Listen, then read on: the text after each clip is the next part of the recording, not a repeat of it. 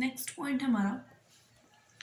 मालिक और कर्मचारी का संबंध, यानी कि एम्प्लॉयर और एम्प्लॉय का रिलेशनशिप।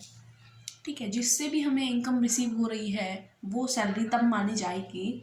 जब उन दोनों के बीच में क्या होगा, एम्प्लॉई और एम्प्लॉयर का रिलेशन होगा। ठीक है, अब मान लीजिए मैं अपनी सिस्टर को 10,000 रुपीज़ पर मंथ देती हूँ, तो वो उसकी सैलरी नहीं मानी जाएगी, इनकम फ्रॉम सैलरी नहीं मानी जाएगी, क्योंकि हम दोनों के बीच में एम्प्लॉय और एम्प्लॉयर का रिलेशनशिप नहीं है। ठीक है, तो इसमें हमें बहुत सारे पॉइंट बता रखे हैं, वन बाय वन पढ़ते हैं और समझते हैं। फर्स्ट पॉइंट दे रखा है, कंपनी संचालक, प्रबंध अभिकर्ता आदि कंपनी के अधिकारी पद पर कार्य करते हैं और पारिश्रमिक पाते हैं, परंतु उनका कंपनी से मालिक और तथा कर्मचारी का संबंध नहीं होता है तो संचालक की फीस वेतन नहीं होगी। ठीक है, कि यदि कोई कंपनी है, कंपनी में जो डायरेक्टर्स हैं, मैनेजर्स हैं और अभिकर्ता हैं जो, वो क्या करते हैं, कंपनी में एक अधिकारी के रूप में काम करते हैं और उनको कुछ इनकम दी जाती है। ठीक है, इनकम दी जाती है और कंपनी का और उन जो कर्मचारी वो जो काम कर रहे हैं उन दोनों के बीच एम्प्लॉय और एम्प्लॉयर का रिलेशनशिप नहीं है, तो उनको जो इनकम दी जा रही है वो इनकम फ्रॉम सैलरी नहीं मानी जाएगी। सेकंड पॉइंट है कि यदि कोई एक सेल मैनेजर है और वो एक मिल की दुकान में क्या करता है, मैनेजमेंट का काम करता है, उसे चलाता है और बाय चांस उसको क्या होता है, दुकान के जो प्रॉफिट एंड लॉस है उसकी जिम्मेदारी भी मिल जाती है। ठीक है, तो जो उसको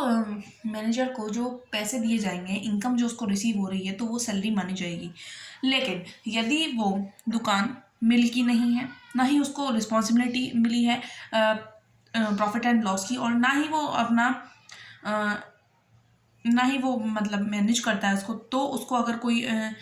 सामान बिकवाने में अगर वो हेल्प करता है तो उसको जो कमीशन मिलता है वो उसकी इनकम नहीं मानी जाएगी, वो सैलरी नहीं मानी जाएगी, वो कमीशन माना जाएगा। ठीक है,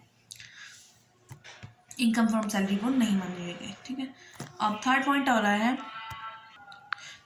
रहा है कि अगर कोई एम्प्लॉयर का कोई ऐसा काम करता है जो कि उसके कर्तव्यों के अंतर्गत नहीं आता है, जो मतलब उसके कर्मचारी की करना या ना करना कर्मचारी की इच्छा पर निर्भर करता है, तो जो उस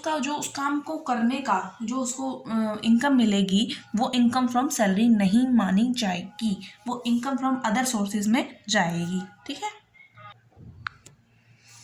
नेक्स्ट पॉइंट हमारा संसद सदस्य का वेतन, जो भी मेंबर ऑफ पार्लियामेंट है, ठीक है, के सदस्य हैं, मेंबर ऑफ पार्लियामेंट के जो भी सदस्य होते हैं और उनको जो भी इनकम प्राप्त होती है वो टैक्सेबल नहीं होती है, क्योंकि उनके बीच में एम्प्लॉय और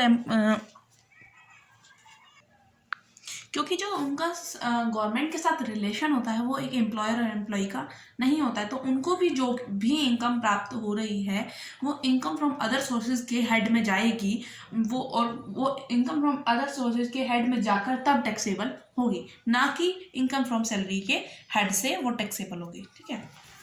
तो यहाँ पर वो यही बात कर रहा है कि ये वेतन शीर्षक में, यानी कि जो सैलरी हेड में करी होगी नहीं होगी, वो कौन से हेड में होगी, अन्य साधनों से प्राप्त से आय